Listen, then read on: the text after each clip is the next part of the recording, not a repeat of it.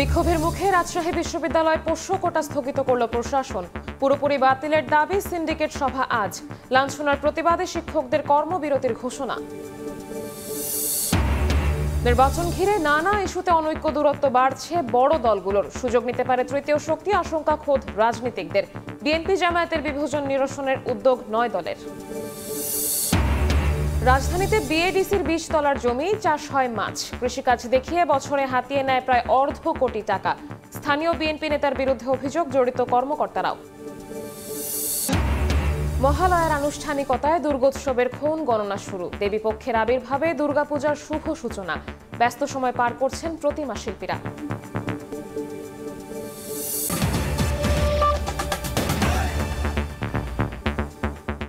সকালের সময়ের সঙ্গে আছি আমি শবনব নিবিড়। রাকসু নির্বাচনের ডামাডোলের মধ্যেই পোষ্য কোটা বাতিল দাবিতে উত্তপ্ত রাজশাহী বিশ্ববিদ্যালয়। উপাচার্যের বাসভবন ঘেরাও করে বিক্ষোভ করেন শিক্ষার্থীরা।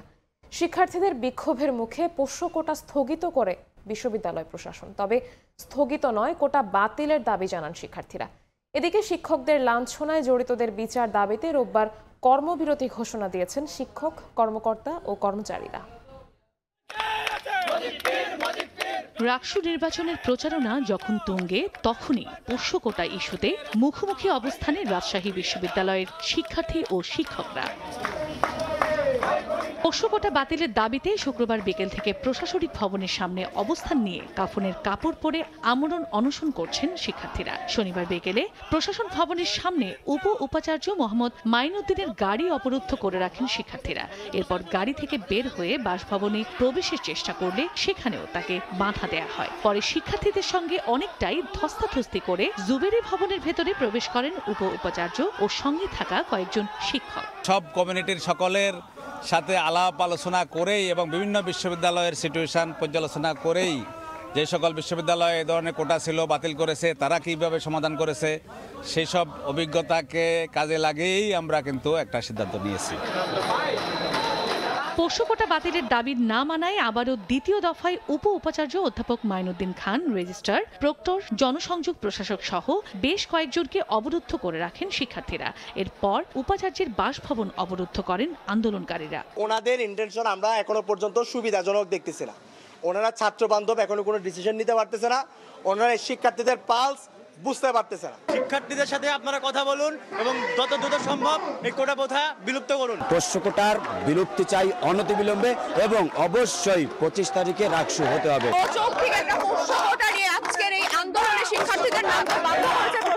পরে রাত 1:45টার দিকে শিক্ষার্থীদের বিক্ষোভের মুখে পোষ্য কোটা বহালের সিদ্ধান্ত স্থগিত করে বিশ্ববিদ্যালয় প্রশাসন। তবে স্থগিত নয়, পোষ্য কোটা বাতিলের দাবি জানান শিক্ষার্থীরা।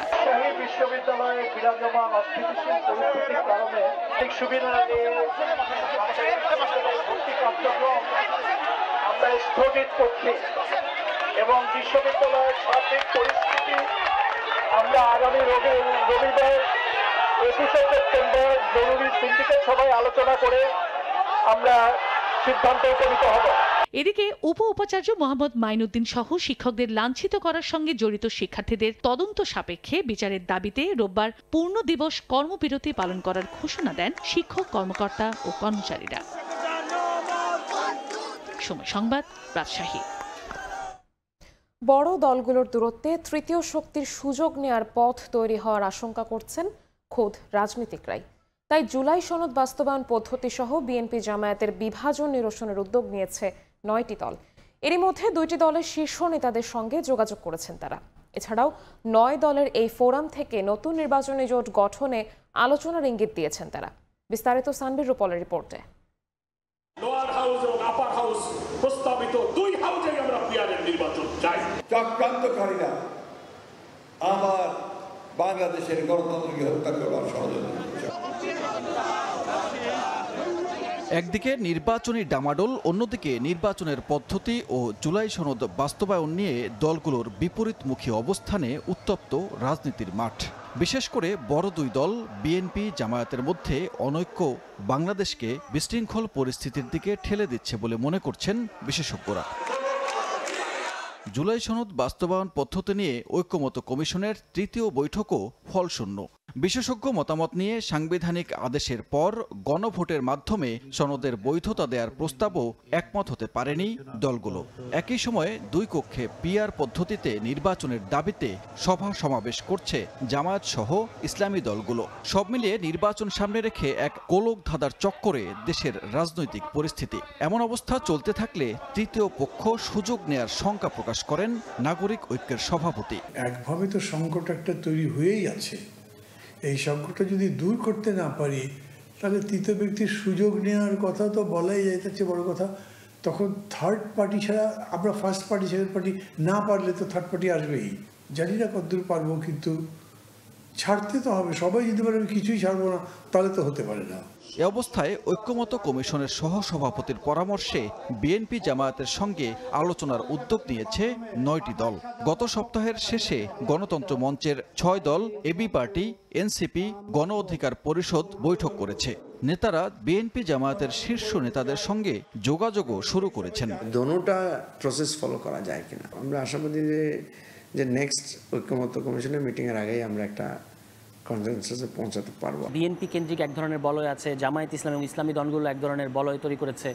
আমরা মনে করছি যে যারা মধ্যমপন্থী, যারা গণতান্ত্রিক, যারা বাংলাদেশপন্থী যে সকল দল আছে তাদের সাথে আমাদের যোগাযোগটা বাড়ানো দরকার। তো তারই অংশ হিসেবে কিন্তু আমরা বিভিন্ন দলের সাথে কথাবার্তা বলছি এবং সংস্কার প্রশ্ন এক জায়গায় আসার চেষ্টা করছি। আলোচনা করেছি এবং আমরা ওখানে 3-4 জনকে দায়িত্ব দিয়েছি যে আমরা বিএনপির সাথে বসবো, জামাতের সাথে বসবো এবং আমরা দেশের বৃহত্তর স্বার্থে আমরা কিভাবে এই ডিস্টেন্স কমিয়ে আমরা একটা জায়গায় আসতে পারি। এর বাইরেও এই দলগুলো একসঙ্গে কোনো নির্বাচনে জোট করতে যাচ্ছে কিনা এমন প্রশ্নে সম্ভাবনা উড়িয়ে দেননি নেতারা। আগামী জাতীয় নির্বাচনে অবশ্যই জোটবদ্ধভাবে নির্বাচন হবে।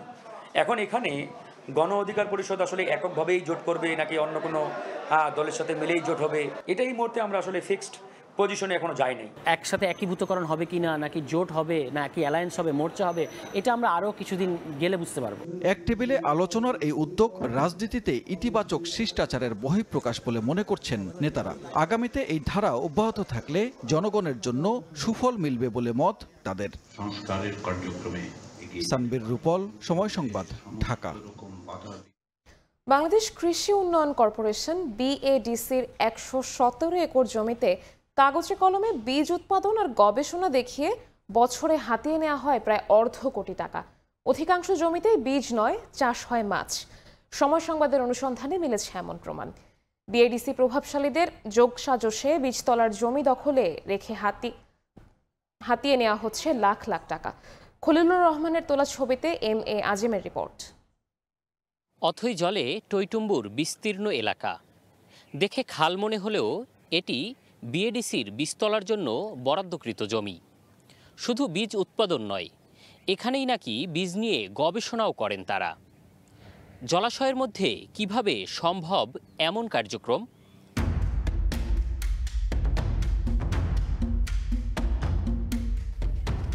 দেখা নেই বীজ উৎপাদনের কৃষি সরঞ্জামের। একাধিক নৌকা আর জলের মধ্যে জালদড়ি ইঙ্গিত দিচ্ছে মাছ চাষের। এক প্রান্তে নৌকাযোগে মাছকে খাবার দেওয়ার চিত্র ধরা পড়ে সময় সংবাদের ক্যামেরায়। তাদের সঙ্গে কথা বলতেই বেরিয়ে আসে থলের বেড়াল। কোনো ধরনের বীজ নয়, রীতিমতো তেলাপিয়া, রুই আর পাঙ্গাস মাছের চাষ হয় এখানে। এই মাছটা চাষ করে কে এখানে? না, আছে 8-10 জন আছে। কে কে? আমি তো সবারই চিনি না। কারে কারে চেনে? আমি তো কাজ করতে আইছি, বাবুল ভাই আছে, আহ্বায়ক বিএনপির। বাংলাদেশ কৃষি উন্নয়ন কর্পোরেশনের বীজ উৎপাদনের জমি দখলে নিয়ে মাছ চাষে প্রভাবশালীদের চক্রের তথ্য উঠে আসে স্থানীয়দের বক্তব্যে। বাবুলি বুঝি ছাড়ছে, এতদিন তো ছাড়ছে জামান, এখন এই বাবুলি মনে হয় ছাড়ছে। সময় সংবাদের হাতে আসা এক ভিডিও ফুটেজে দেখা যায় সে চক্রের কার্যক্রম। স্থানীয় বিএনপি নেতা বাবুল মিয়ার নেতৃত্বে হয়েছে দখল, চলছে মাছ চাষ। তবে ক্যামেরার সামনে কথা বলতে রাজি হয়নি অভিযুক্ত বাবুল। দখল আর মাছ চাষের বিষয়টি মুঠোফোনে অকপটেই স্বীকার করে নেন তিনি। বলেন তার এ কর্মকাণ্ডে সমর্থন রয়েছে খোদ বিএডিসিরও। বিএডিসির সাথে তো আমাদের কথাবার্তা হয়েছে, এটা বলছে, এটা ওরা যখন মাছি ছাড়ে দিয়েছে, ছাড়া পানি ঢুকে আছে, মাছ ছাড়া হয়েছে, আর কোনো সামনে ওনাদের ব্যানার ওনারা উঠানো গেছে। এই শুধু এবছর নয়, এলাকাবাসী বলছে অবৈধ অর্থের বিনিময়ে বিগত বছরগুলোতেও বীজ উৎপাদন ও গবেষণার জায়গাটি ক্ষমতাসীনদের দিয়ে আসছে কৃষি উন্নয়ন কর্তৃপক্ষ। আগে কমিশনার আছে না, তাই কমিশনার, ওরা 5 বছর খাইছে, জান না 5 বছর ওরা টাকা দিয়ে খাইছে, মানে বছরে কত টাকা নিব এই একটা ইয়ে আছে, সিস্টেম লেখিতে আছে। তবে ক্যামেরার সামনে সবকিছু অস্বীকার করলেন মিরপুর বীজ উৎপাদন খামারের প্রধান। মাছ চাষ করছে এটা আমার জানা নাই, আসলে এটা আমি বলতে পারবো না, মনে হয় না, আমি জানি না এটা এই বিষয়ে। তবে কিছুক্ষণ পরেই গোমর ফাঁস করতে থাকেন তিনি নিজেই।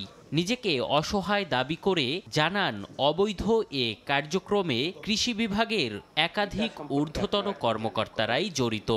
মাছ চাষের বিষয়টা এটা আমি সিদ্ধান্ত নিই, এটা উপর থেকে সিদ্ধান্ত নেয় এবং আমাদের এখানে অভিভাবক আছে, জানেন কিনা, জয়েন্ট ডাইরেক্টর স্যার, যুগ্ম পরিচালক, ওই যে ওইদিকে বসে যুগ্ম পরিচালক। আমি হলো মানে সবচেয়ে ছোট অফিসার এখানে, সিনিয়র সহকারী পরিচালক আমি। হ্যাঁ, উনি ঊর্ধ্বতন কর্তৃপক্ষের সঙ্গে আলোচনা করে উনি সিদ্ধান্ত দেয় যে পরে আমরা মাছ চাষের জন্য মানে একটা লিগালি যাওয়ার চেষ্টা করছিলাম, তবে একটা মানে স্যারের ঊর্ধ্বতন কর্তৃপক্ষের নির্দেশ ক্রমেই মানে একটা অর্ডার নিয়ে আসে যে পরে বাতিল করে দেয়। কাগজে কলমে কৃষি উন্নয়ন কর্তৃপক্ষ বছরে শুধু বীজ উৎপাদনের খরচ দেখায় প্রায় ৩৫ লাখ টাকা, তবে বাস্তবে হয় মাছ চাষ।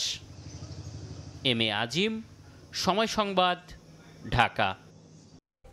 মহালয়ার আনুষ্ঠানিকতার দুর্গাপূজার ক্ষণ গণনা শুরু। এই মুহূর্তে ঢাকেশ্বরী মন্দিরে আছেন উম্মে হানি, সিরাজগঞ্জে আছেন রিঙ্কু কুণ্ডু এবং সিলেটে আছেন অপু বণিক। সরাসরি প্রথমে যাচ্ছি হানির কাছে। হানি, ঢাকের বাদ্য এবং ভক্তি সঙ্গীত দিয়ে কিন্তু সূচনা হলো মহালয়ার, এবং তার সাথে কিন্তু পিতৃপক্ষের অবসান ঘটিয়ে সূচনা ঘটলো দেবী পক্ষের, এবং এরই মাধ্যমে কিন্তু দুর্গা পূজার আসলে ক্ষণ গণনাও কিন্তু শুরু হলো। এবং এখন আমি রয়েছি ঢাকেশ্বরী জাতীয় মন্দিরে, আর দেখতেই পাচ্ছেন যে চারদিকে এক অন্য রকম আসলে আবহ তৈরি হয়েছে। যেহেতু আজ মহালয়া, তাই কিন্তু ভোর থেকেই শুরু হয় দেবীপক্ষ, এবং দেবীপক্ষ মানেই কিন্তু শুভ শক্তির আগমন এবং অশুভ শক্তির বিনাশের বার্তা। এবং মহালয়ার এই সুপ্রভাতে আসলে মন্দিরের প্রাঙ্গণে কিন্তু এখনও ভক্তদের ভিড় জমে রয়েছে। একটু আগেই কিন্তু মনোমুগ্ধকর একটি সাংস্কৃতিক পরিবেশনা হয়েছে। এবং যেহেতু মহালয়া মানেই একদিকে দেবী দুর্গার আগমন, আবার কিন্তু আরেকদিকে চলে পিতৃপুরুষের শান্তির জন্য তর্পণ অনুষ্ঠান, তাই কিন্তু সকালবেলায় কিন্তু ঢাকেশ্বরী প্রাঙ্গণে ভক্তদের কিন্তু আনাগোনা উপচে পড়ার মতো আমরা দেখেছি। এবং একটু বলে রাখি যে আজকের এই সকালটা কিন্তু শুধু যে ধর্মীয় আচারে সীমাবদ্ধ সেটিও কিন্তু না, আসলে মহালয়া মানেই আসলে এক ধরনের সাংস্কৃতিক আবহ, এবং সেটি কিন্তু আমরা আসলে ঢাকেশ্বরীর ভেতরেও সেই ধ্বনি কিন্তু আমরা প্রতিধ্বনিত হতে দেখেছি। এবং চণ্ডীপাঠের সঙ্গে কিন্তু ভক্তরা কেউ আবৃত্তি করেছেন, কেউ ভক্তিগীতি পরিবেশন করেছেন, ফলে মন্দির প্রাঙ্গণ ছিল একেবারেই উৎসব মুখর পরিবেশে। এবং এই যে আগামী 28শে সেপ্টেম্বর, সেটি 28শে সেপ্টেম্বর কিন্তু ষষ্ঠী পূজার মাধ্যমে দুর্গাপূজার আনুষ্ঠানিক অনুষ্ঠান শুরু হবে। এবং আজকে কিন্তু এই মহালয়ার দিনেই কিন্তু দেবীপক্ষের সূচনা ঘটলো। এই মুহূর্তে সিরাজগঞ্জে রয়েছেন আমাদের আরেকজন সহকর্মী রিঙ্কু কুণ্ডু, তিনি জানাবেন সেখানকার মহালয়া সর্বশেষ। হিন্দু ধর্মাবলম্বীদের যে সবচেয়ে বড় যে ধর্ম উৎসব শারদীয় দুর্গাপূজা, সেটি কিন্তু যে ক্ষণগণনা সেটি শুরু হয়ে গেছে। অর্থাৎ আজকে শুভ মহালয়ার মধ্য দিয়ে পিতৃপক্ষের অবসান ঘটিয়ে দেবী পক্ষের শুভ সূচনা হলো, এবং এটির মধ্য দিয়ে যে এই যে শারদীয় দুর্গাপূজার যে আনুষ্ঠানিকতা বা ক্ষণগণনা সেটি কিন্তু শুরু হয়ে গেছে। আজকে সকাল থেকে সিরাজগঞ্জের বিভিন্ন মন্দির আসলে বিভিন্ন অনুষ্ঠান আয়োজন করেছে, এবং প্রতি বছরের ন্যায় শুভ মহালয়া উপলক্ষে বাংলাদেশ পূজা অর্জন পরিষদ সিরাজগঞ্জ জেলা শাখা কর্তৃক যে আয়োজন থাকে কেন্দ্রীয় মন্দির শ্রী মহাপ্রভুর আকারে, সেই আয়োজনটি চলছে। এবং ভোর থেকে থেকেই চণ্ডী পাঠের মধ্য দিয়ে যে মহালয়ার যে মূল আনুষ্ঠানিকতা সেদিন শুরু হয়েছে, দেবীর আগমনী বার্তা এবং ধর্মীয় যে সঙ্গীত তারা কিন্তু সেটি করছে। এবং আমরা দেখছি যে চণ্ডী যে মন্ত্র অর্থাৎ চণ্ডী পাঠের মধ্য দিয়ে যে দেবীকে আবহন বা দেবীর যে মূল যে দেবীকে আগমনের যে বার্তা সেটি কিন্তু ছড়িয়ে দিচ্ছে। এবং এটির পরেই সিরাজগঞ্জ শহরে একটি র্যালি বের হবে, সেই র্যালিটি পুরো শহর আসলে প্রদক্ষিণ করবে এবং বিভিন্ন মন্দিরে মন্দিরে তারা সেই যে দেবীর যে আগমনী বার্তা সেটি কিন্তু আসলে ছড়িয়ে দিবে। আমরা সকাল থেকে দেখছি যে সেই আয়োজনটি চলছে এবং যে গীতা পাঠক রয়েছে তিনি আসলে চণ্ডী পাঠ করছে। এছাড়া যে র্যালিটি বের হবে সেটির মধ্য দিয়ে আসলে যে সকালে আলোচনা শেষ হবে। এরপরে আমরা জানি যে সন্ধ্যায় সিরাজগঞ্জের কেন্দ্রীয় মন্দিরে মহিষাসুর মন্দিরে একটি শুভ মহালয়া উপলক্ষে গীতিনাট্য আসলে রয়েছে, সেটিও যে এই যে ধর্মীয় যে অর্থাৎ মহালয়ার যে অনুষ্ঠান সেটির মধ্যে রয়েছে। এবং দিনব্যাপী নানা আয়োজন তারা আসলে পূজাদল পরিষদের পক্ষ থেকে আসলে আয়োজন করছে। আমরা জানি যে সিরাজগঞ্জ জেলায় এবার মোট 514টি পূজা মণ্ডপ শারদীয় দুর্গা পূজা হবে এবং সকল প্রস্তুতি কিন্তু আসলে শেষ হয়েছে। আমরা যদি দেখছি যে চণ্ডী পাঠের যে আয়োজন সেটি কিন্তু আসলে চলছে এবং যে ধর্মীয় গীতি বা যে শুভ মহালয়ার যে আনুষ্ঠানিকতা অর্থাৎ তারা যেটি বলছে অর্থাৎ এখানে যারা রয়েছে তারা যেটি বলছে যে আজকে যে পিতৃপক্ষের অবসান করে দেবীপক্ষের শুভ সূচনা হচ্ছে এবং এটির মধ্যে দিয়ে আসলে যে ক্ষণগণনা অর্থাৎ মায়ের আগমনের যে ক্ষণগণনা সেটি কিন্তু চলছে এবং আমরা সেটি আসলে দেখছি। এবং এছাড়া আসলে যে সিরাজগঞ্জের বিভিন্ন মন্দিরে এই যে সকল মন্দিরে দুর্গা পূজা অনুষ্ঠিত হচ্ছে সে সকল মন্দিরে আসলে মহালয়ার বিভিন্ন অনুষ্ঠানের আয়োজন করা হচ্ছে এবং এই যে মহালয়ার মধ্য দিয়ে ভোর থেকে সেটি শুরু হয়েছে এবং চণ্ডী পাঠের সেই চণ্ডী পাঠ চলছে এবং যে দেবীর যে আগমনী বার্তা বিভিন্ন গান সঙ্গীত সেগুলো কিন্তু আসলে এখানে অনুষ্ঠিত হচ্ছে। তো এই ছিল সিরাজগঞ্জ থেকে আমার কাছে মহালয়ার সবশেষ খবর। আমরা চলে যাচ্ছি সিলেটের খবর জানতে, সেখানে রয়েছে আমাদের সহকর্মী অপু বণিক। দেখুন, আজ সনাতন হিন্দু ধর্মাবলম্বীদের সবচেয়ে বড় যে উৎসবটি শারদীয় দুর্গা উৎসব আজকে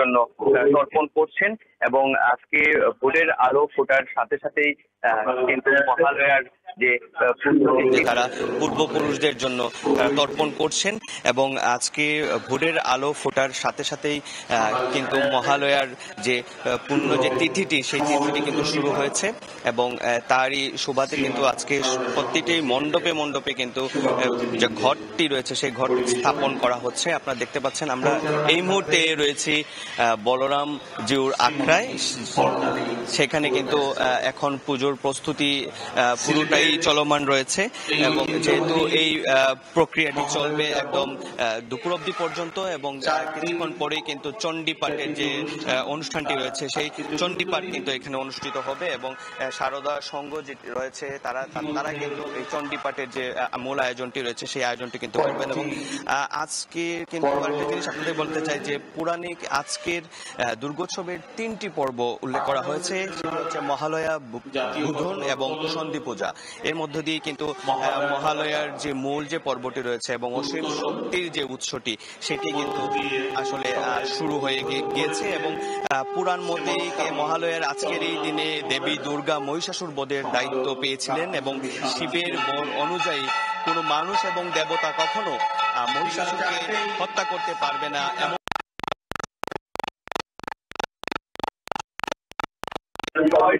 যুদ্ধের পরে কিন্তু মহিষাসুর পুজো শুরু হয়ে গিয়েছে। পুজোর পরে স্থাপন হয়েছে এবং পরীক্ষা শুরু হলো এবং চণ্ডী পাঠ হবে এবং চণ্ডী পাঠের মধ্য দিয়ে কিন্তু রয়েছে সেটি কিন্তু অনুষ্ঠিত হবে। তো এই ছিল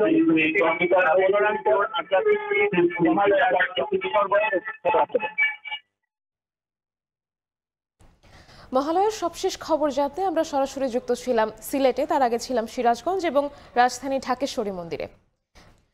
চিকিৎসক সংকট পূরণে 48তম স্পেশাল বিসিএসে 3000 নতুন নিয়োগেও ঘাটতি থাকবে প্রায় অর্ধেক। আগের ব্যাচগুলোর নিয়োগের গেজেট চূড়ান্ত না হওয়ায় পরের ব্যাচ থেকে চলে যাওয়ার শূন্যতা সৃষ্টি করবে প্রতিটি ব্যাচেই। এমন প্রেক্ষাপটে সরকারের অর্থ, সময় ও শ্রমের অপচয় বন্ধে জট কমিয়ে আনার পাশাপাশি আগের 4টি বিসিএস এর নিয়োগ চূড়ান্ত করার পরামর্শ বিশেষজ্ঞদের।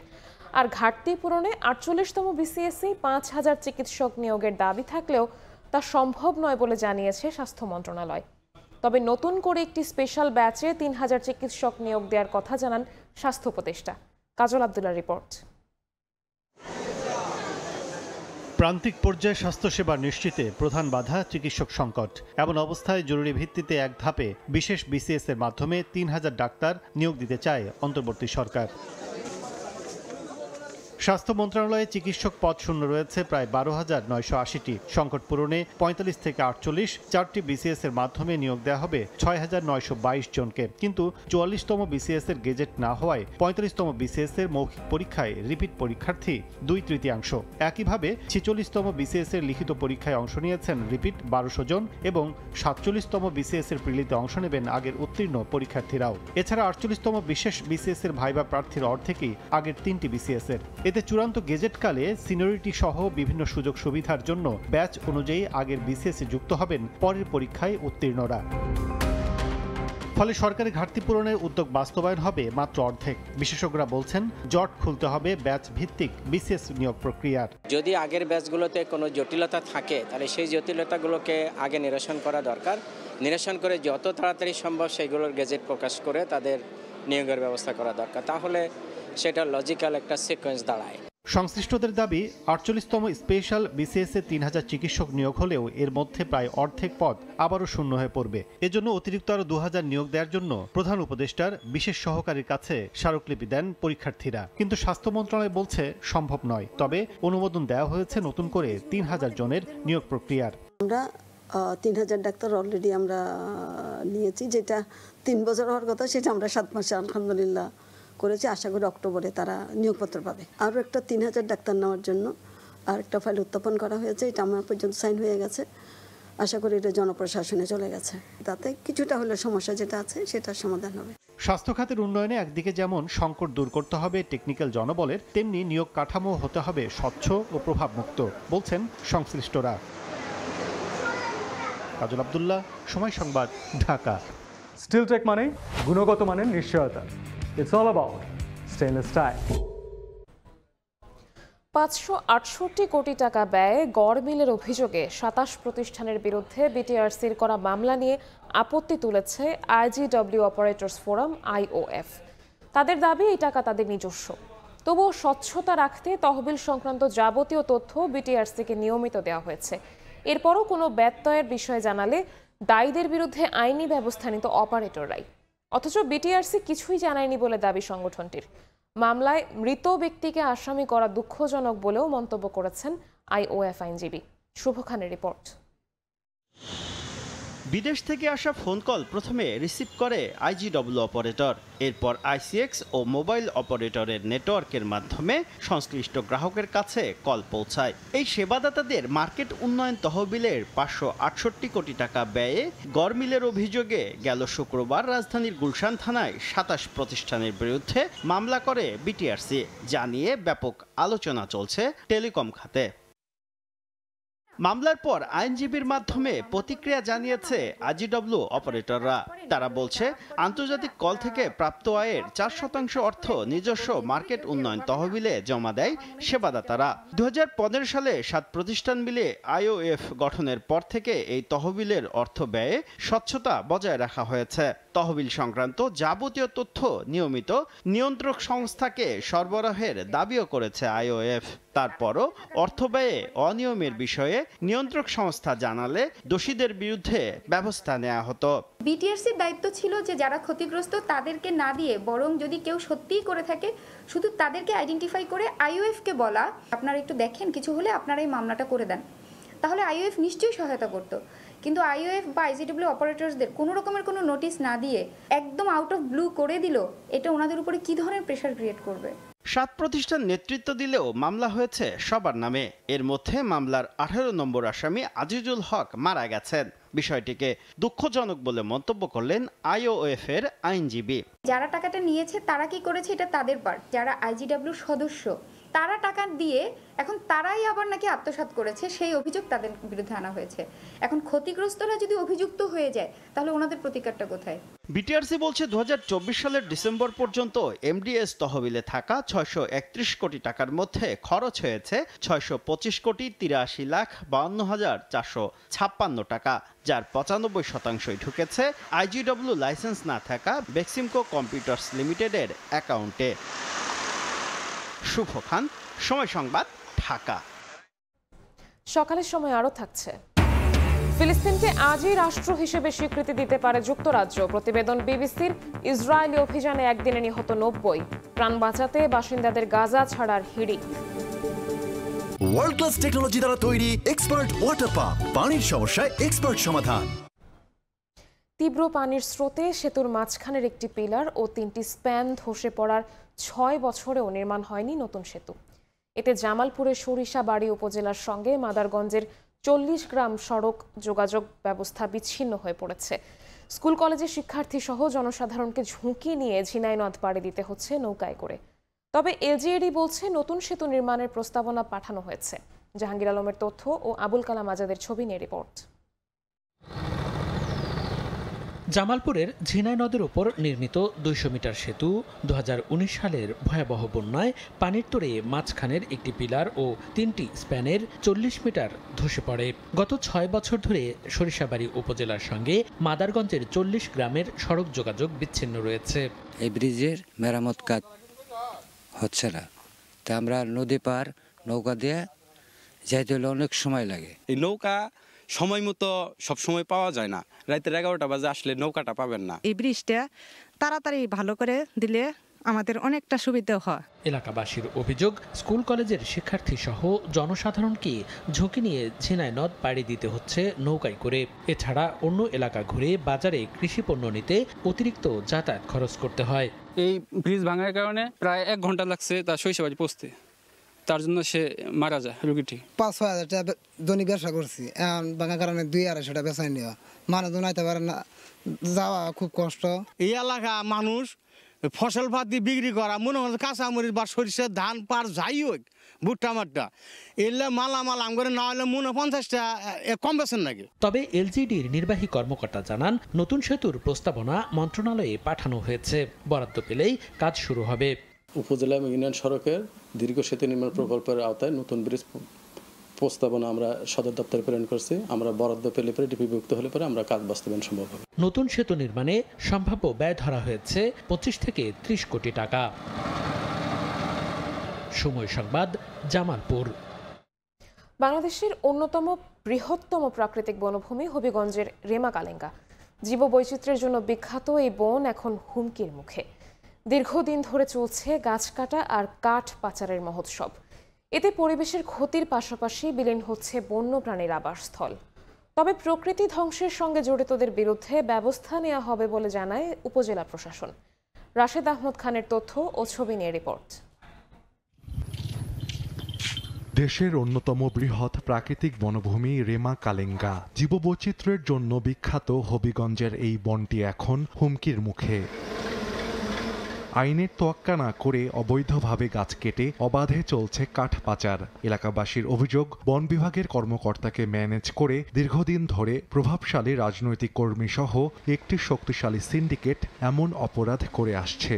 আরো লোক সংখ্যা যদি এখানে বন বিভাগ থেকে বাড়াইয়া দেওয়া হয় তাহলে আমি আশাবাদী, কিন্তু এখানে আর কোনোদিন গাছ কাটার কোনো থাকতো না। এখানে জনবল বাড়াইলে কোনো প্রকার চুরি কিংবা শিকার বন বিভাগের কোনো আক্রমণ হবে না। গাছ চুরিটা বন্ধ করলে ভালো হতো না, তারপরে বাগান রিজার্ভ আপনাদের সব ধ্বংস হয়ে যাবে। বাগান থেকে গাছ চুরি হলে বাগানের চৌকিদার এটার মধ্যে জড়িত থাকতেই হবে, কারণ চৌকিদারকে রাখা হয়েছে মতো বাগান পাড়া দেওয়ার জন্য। আর গাছ তো একটা ছোট্ট জিনিস, একটা সুইচ না। বাগানের লোক যদি এটাতে সম্পৃক্ত না থাকে তাহলে গাছকেও বাগান থেকে চুরি করতে হবে। পরিবেশের ক্ষতির পাশাপাশি বিলীন হচ্ছে বন্যপ্রাণীর আবাসস্থল। তবে প্রকৃতি ধ্বংসের সঙ্গে জড়িতদের বিরুদ্ধে আইনি ব্যবস্থা নেওয়া হবে বলে জানায় বন বিভাগ ও উপজেলা প্রশাসন। যথাসাধ্য চেষ্টা চালাইতে দিচ্ছি, আমাদের জনবল খুবই কম, তারপরেও জানপ্রাণ দিয়ে চেষ্টা করছি যাতে কোনো গাছ কাট কর্তন না হয়। 2 দিন আগেও একটি আসামি চালান দিয়েছি। দিনে রাত্রে 24 ঘন্টা আমরা টহল করতেছি যাতে কোনো গাছ কাটা না যায়। সর্বোচ্চ সতর্কতা এবং মনিটরিং এর মধ্যে রেখেছি। ইতিমধ্যে বন বিভাগের কর্মকর্তাদেরকে দায়িত্বশীল আচরণ করার জন্য এবং সর্বোচ্চ সতর্ক থাকার জন্য তাদেরকে প্রয়োজনীয় নির্দেশনা দেওয়া হয়েছে। তাছাড়া গাছ কাটার সাথে এবং প্রকৃতি ধ্বংসের সাথে যারা সম্পৃক্ত থাকবে তাদেরকে আমরা কঠোর আইনের আওতায় নিয়ে আসব। 40 প্রজাতির স্তন্যপায়ী প্রাণী, শতাধিক প্রজাতির পাখি ও অসংখ্য বিরল গাছপালা রয়েছে রেমা কালেঙ্গা বনে। সময় সংবাদ, হবিগঞ্জ। ময়মনসিংহ বিভাগে পর্যটনে অপার সম্ভাবনা থাকলেও নানা সংকটে বিকশিত হচ্ছে না এই শিল্প। এর পেছনে সবচেয়ে বেশি দায়ী করা হচ্ছে সরকারের সদিচ্ছার অভাবকে। স্থানীয়রা বলছেন, যোগাযোগ ব্যবস্থার উন্নয়ন, নিরাপত্তা ও আবাসিক সুবিধা নিশ্চিত সহ কিছু উদ্যোগ নিলেই পাহাড় প্রকৃতি আর নদীর অপরূপ সৌন্দর্য দেখতে ছুটে যাবেন পর্যটকরা। উবায়দুল হকের রিপোর্ট।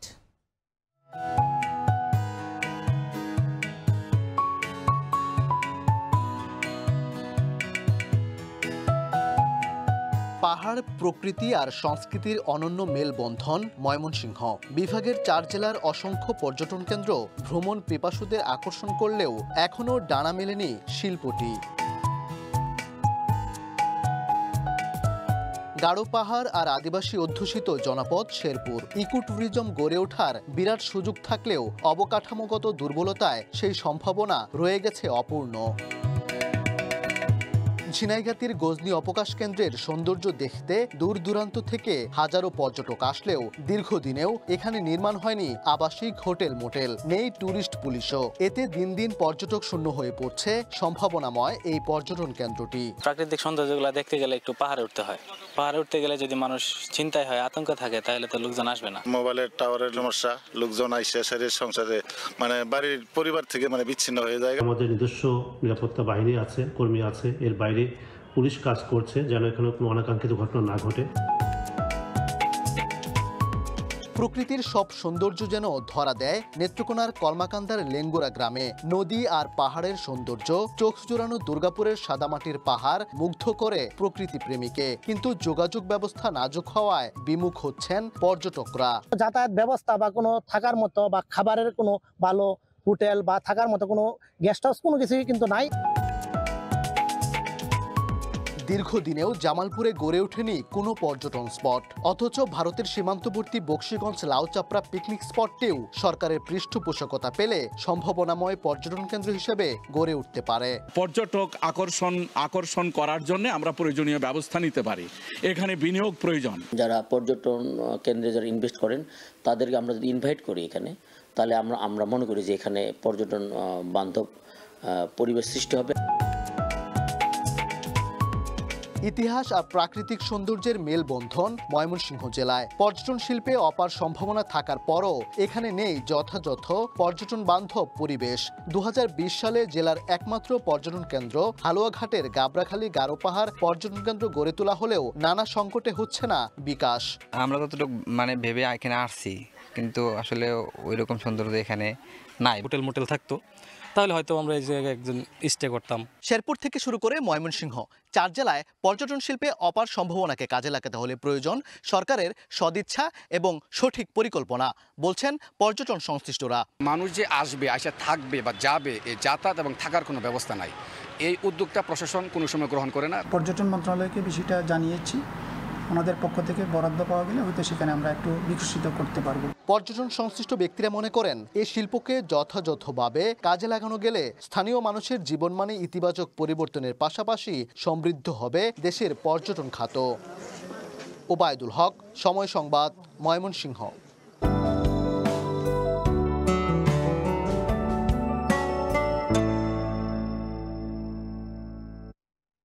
দেখে নেব এখনকার বাতাসের মান সূচক। বায়ুমান বিষয়ক সংস্থা আইকিউ এয়ার এর সূচক অনুযায়ী বাংলাদেশে এখনকার বাতাসের মান: ঢাকা বিভাগের বায়ুর মান 157, যা সহনীয়, বাতাসের আর্দ্রতা 86%। চট্টগ্রাম বিভাগে বায়ুর মান 65, এটিও সন্তোষজনক, বাতাসের আর্দ্রতা 92। রাজশাহী বিভাগে বায়ুমান 152, যা সহনীয়, বাতাসের আর্দ্রতা 84। সিলেট বিভাগে বায়ুর মান 97, এটি সন্তোষজনক, বাতাসের আর্দ্রতা 95%।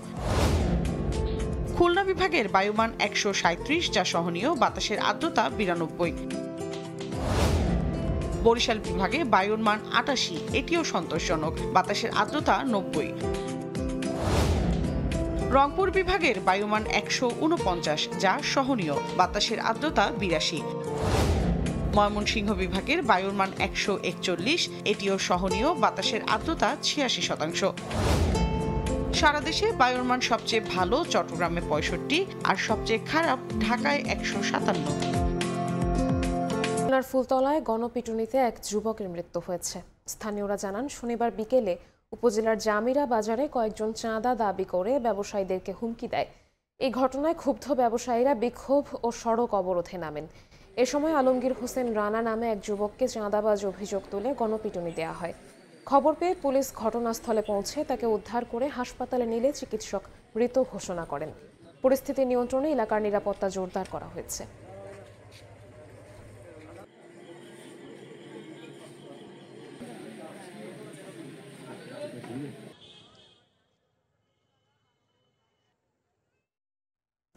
গাইবান্ধার গোবিন্দগঞ্জে গৃহবধূকে গলা কেটে হত্যার অভিযোগ উঠেছে স্বামীর বিরুদ্ধে। স্বজনরা জানান, উপজেলার কাটাবাড়ি গ্রামের বাগদা বাজার টাওয়ার এলাকার বাসিন্দা ফরিদ উদ্দিন বিয়ের পর থেকে নানা কারণে শিউলি বেগমকে নির্যাতন করতেন। শনিবার সন্ধ্যাতেও স্বামী স্ত্রীর মধ্যে ঝগড়া বাঁধে। স্বজনদের অভিযোগ, এক পর্যায়ে ফরিদ শিউলিকে মারধর করে ধারালো অস্ত্র দিয়ে গলা ও শরীরের বিভিন্ন স্থানে আঘাত করলে ঘটনাস্থলেই তার মৃত্যু হয়। পরে শিউলির লাশ বাড়ির পাশে কলাবাগানে ফেলে রেখে পালিয়ে যায়। খবর পেয়ে পুলিশ ঘটনাস্থলে পৌঁছে লাশ উদ্ধার করে। অভিযুক্তকে ধরতে অভিযান চালাচ্ছে পুলিশ।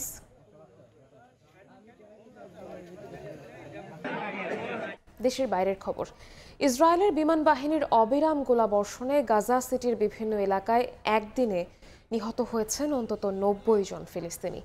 গাজার উত্তরাঞ্চলের মানুষ নিরাপদ আশ্রয়ের খোঁজে ছুটে আসছে উপত্যকাটির দক্ষিণাঞ্চলে। এদিকে ফিলিস্তিনকে আজই রাষ্ট্র হিসেবে স্বীকৃতি দিতে পারে যুক্তরাজ্য। গাজার আকাশ থেকে বৃষ্টির মতো ঝরে পড়ছে সতর্কতামূলক পোস্টার। এতে গাজা সিটির বাসিন্দাদের উদ্দেশ্যে ইসরায়েলের জরুরি সতর্কবার্তা দেয়া আছে। স্থানীয়দের পরিবার সহ এলাকা ত্যাগ করার নির্দেশনা দেয়া হয়েছে। লিফলেটে হামাসের বিরুদ্ধে হামলা অব্যাহত রাখার ঘোষণাও রয়েছে। শনিবার ভোর থেকে গাজা জুড়ে হামলায় নিহত হয়েছেন বহু ফিলিস্তিনি। এর মধ্যে বেশিরভাগই গাজা সিটির বাসিন্দা। আকাশপথে বোমা, বিস্ফোরক ভর্তি রোবট আর টানা গোলাবর্ষণে ধ্বংসস্তূপে পরিণত হচ্ছে এই শহর। কালো ধোঁয়ায় ঢেকে গেছে আকাশ। প্রাণ বাঁচাতে দক্ষিণমুখী হচ্ছেন হাজারো মানুষ। দক্ষিণে গেলেই বা কি হবে? দক্ষিণের মানুষেরও তো অর্থের অভাব। মাত্র 1 মিটার জমির ভাড়া 20 থেকে 50 শেকেল পর্যন্ত বেড়ে গেছে। অথচ কারো হাতে টাকা নেই, কাজ নেই, চাকুরি নেই, জীবিকা নির্বাহের কোনো উপায়ই নেই। ইসরায়েলের প্রতিরক্ষা বাহিনী জানিয়েছে, গেল 2 সপ্তাহে গাজা নগরীর অন্তত 20টি সুউচ্চ ভবন গুড়িয়ে দেওয়া হয়েছে। তাদের দাবি, এসব ভবন হামাস ব্যবহার করত। শরণার্থীদের চাপে গাজার দক্ষিণাঞ্চলের আল মাওয়াসি এলাকায় দুর্দশাকে হতাশার চেয়েও ভয়াবহ আখ্যা দিয়েছে আন্তর্জাতিক সংস্থা MSF। নেই পানি, খাবার কিংবা তাঁবু খাটানোর জায়গা। উত্তর থেকে আসা বাস্তুচ্যুতদের হাতেও কিছু নেই। MSF জানায়, এতবারের বাস্তুচ্যুতি আর ভয় পেরিয়ে গাজাবাসীর অবস্থা এখন বর্ণনার অতীত। জাতিসংঘের রিপোর্ট বলছে, গাজা ছেড়ে পালাতে গড়ে একটি পরিবারকে খরচ করতে হচ্ছে প্রায় 4 লাখ টাকা। এর মধ্যে ট্যাক্সি ভাড়া, তাঁবু আর জমির দাম আকাশ ছোঁয়া। আয়ের পথ বন্ধ হয়ে যাওয়ায় এই ব্যয় বহন করা প্রায় অসম্ভব হয়ে পড়েছে। UNRWA বলছে, আশ্রয় সামগ্রীতে নিষেধাজ্ঞা দিয়ে রেখেছে ইসরায়েল। এতে দুর্ভোগ আরও ভয়াবহ রূপ নিয়েছে। হামাস অভিযোগ করেছে, আবাসিক এলাকায় বিস্ফোরক ভর্তি ড্রোন ব্যবহার করছে ইসরায়েল। এটিকে যুদ্ধাপরাধ বলছে তারা। একই সঙ্গে হামাসের কাশেম ব্রিগেডস প্রকাশ করেছে এক ফেয়ারওয়েল পিকচার বা বিদায় ছবি। ছবিতে জীবিত ও মৃত 48 জন ইসরায়েলি জিম্মির ছবি একত্র করা হয়েছে। গাজায় ইসরায়েলের অভিযানে গণহত্যা হয়েছে বলে জাতিসংঘের তদন্ত কমিশন জানিয়েছে। তবে মার্কিন প্রেসিডেন্ট ডোনাল্ড ট্রাম্প বিষয়টি এড়িয়ে গিয়ে উল্টো হামাসের 7 অক্টোবরের হামলাকেই গণহত্যা বলে অভিহিত করেছেন। স্থানীয় সময় রোববার যুক্তরাজ্যের প্রধানমন্ত্রী কিয়ার স্টারমার ফিলিস্তিনকে রাষ্ট্র হিসেবে স্বীকৃতির ঘোষণা দিতে পারেন। সেপ্টেম্বরের মধ্যে ইসরায়েল দ্বিরাষ্ট্রভিত্তিক সমাধানে না আসলে এবং যুদ্ধবিরতির ঘোষণা না করলে এমন সিদ্ধান্ত নেওয়ার কথা গেল জুলাইয়ে জানিয়েছিল স্টারমার প্রশাসন। যুক্তরাজ্য ছাড়াও ফ্রান্স, কানাডা, অস্ট্রেলিয়া, পর্তুগাল ও লুক্সেমবার্গ ফিলিস্তিনকে রাষ্ট্র হিসেবে ঘোষণা দেওয়ার প্রস্তুতি নিচ্ছে। মালিহা সুহরওয়ার্দী, সময় সংবাদ। জার্মানি সহ ইউরোপের বিভিন্ন বিমানবন্দরের চেক ইন ও বোর্ডিং সেবা প্রদানকারী প্রতিষ্ঠান কলিন্স এরোস্পেসের ওয়েবসাইটে সাইবার হামলা হয়েছে। এতে যুক্তরাজ্য ও ইউরোপের সঙ্গে বিভিন্ন দেশের শত শত ফ্লাইট বাতিলে চরম বিপাকে পড়েছেন লাখো যাত্রী। বিটু বড়ুয়ার রিপোর্ট। শুক্রবার রাত 10টার সময় আকস্মিক সাইবার হামলায় অচল হয়ে পড়ে জার্মানি সহ যুক্তরাজ্য ও ইউরোপের বিভিন্ন দেশের বিমানবন্দর। সাইবার অপরাধীদের হামলার কারণে লন্ডনের হিথ্রো, বেলজিয়ামের ব্রাসেলস এবং জার্মানির বার্লিন ব্রান্ডেনবুর্গ সহ বেশ কয়েকটি বিমানবন্দরের চেক ইন সিস্টেম অচল হয়ে যায়। এতে কয়েকশো ফ্লাইট বাতিল করা হয়। সময় মতো চেক ইনের পর নিজেদের গন্তব্যে পৌঁছতে না পেরে রাতভর বিমানবন্দরে কাটাতে হয় লাখো যাত্রীকে। হামলার পরপরই এক বিবৃতিতে বিমানবন্দরের সিস্টেম পরিচালনাকারী প্রতিষ্ঠান কলিন্স এয়ারোস্পেস জানায় প্রযুক্তিগত ত্রুটির কারণে সেবা ব্যাহত হচ্ছে। তবে পরে স্বীকার করা হয় সাইবার হামলার ফলে চেক ইন ও বোর্ডিং সেবা সম্পূর্ণ বন্ধ হয়ে যায়। যাত্রীদের কাছে ক্ষমা চেয়ে সংস্থাটি জানায় এর প্রভাব পড়েছে একাধিক দেশের এয়ারলাইন্স ফ্লাইট সূচিতে।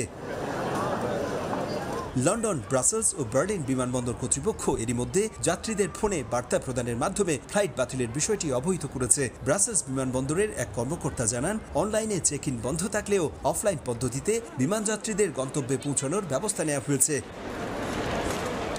এর আগে জার্মানি সহ ইউরোপের বিভিন্ন বিমানবন্দরগুলোতে কমপক্ষে 10টিরও বেশি সাইবার হামলার ঘটনায় সাইবার অপরাধীদের শনাক্ত করতে ব্যর্থ হয় আইনশৃঙ্খলা বাহিনী। প্রযুক্তি যতই উন্নত হচ্ছে, সাইবার অপরাধীদের কার্যক্রম ততই বাড়ছে। তাই এই মুহূর্তে তথ্য প্রযুক্তি ব্যবহারে সর্বোচ্চ সতর্কতা অবলম্বনের পরামর্শ অপরাধ বিশেষজ্ঞদের। জার্মানি থেকে বিটু বড়ুয়া, সময় সংবাদ। এশিয়া কাপে সুপার 4-এর প্রথম ম্যাচে দারুণ জয়ে উচ্ছ্বসিত টাইগার ভক্তরা। মুস্তাফিজের বুদ্ধিদীপ্ত বোলিং আর ব্যাট হাতে সাইফ হাসান, তাওহিদ হৃদয়ের অসাধারণ ব্যাটিংয়ে এমন জয় সম্ভব হয়েছে বলে মনে করেন ভক্তরা। পরের ম্যাচগুলোতেও বাংলাদেশ তাদের পারফরমেন্সের ধারাবাহিকতা ধরে রাখবে বলে প্রত্যাশা ভক্তদের। সংযুক্ত আরব আমিরাতের দুবাই থেকে শিবলি আল সাদিকের রিপোর্ট।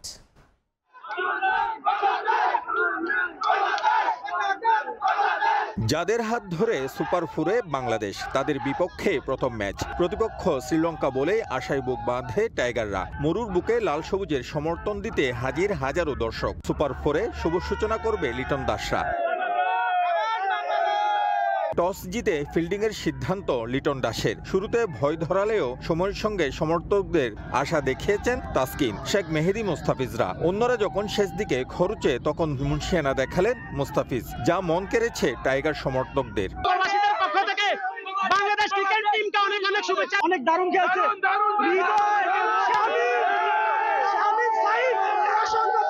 আমরা সবাই অনেক বেশি আনন্দিত। বাংলাদেশ জিতছে, তৌহিদ হৃদয় ভালো খেলছে এবং সাইফ হাসান ভালো খেলছে, মুস্তাফিজ ভালো বোলিং করছে।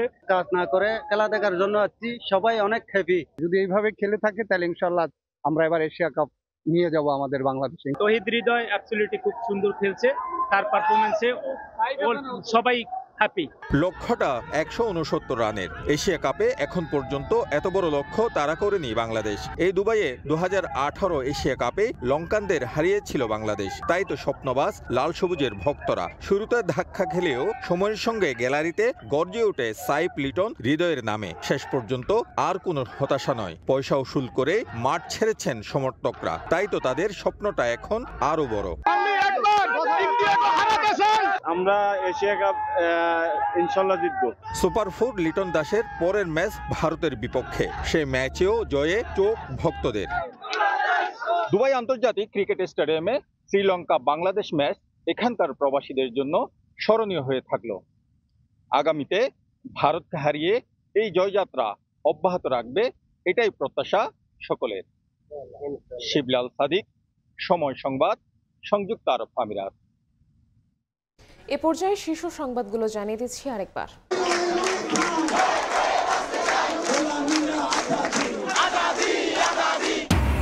বিক্ষোভের মুখে রাজশাহী বিশ্ববিদ্যালয়ে পোষ্য কোটা স্থগিত করল প্রশাসন।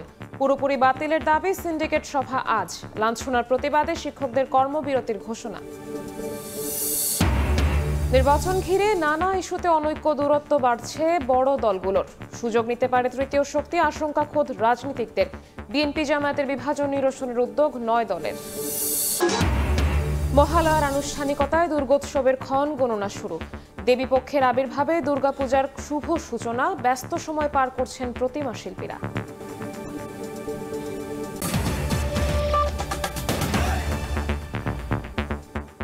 এই ছিল সকালের সময়। আন্তর্জাতিক সময়ের সঙ্গে থাকবেন কাজল আব্দুল্লাহ। ধন্যবাদ নিবিড়। আন্তর্জাতিক সময় নিয়ে ফিরছি কিছুক্ষণ পরে, সঙ্গে থাকুন সময়ের।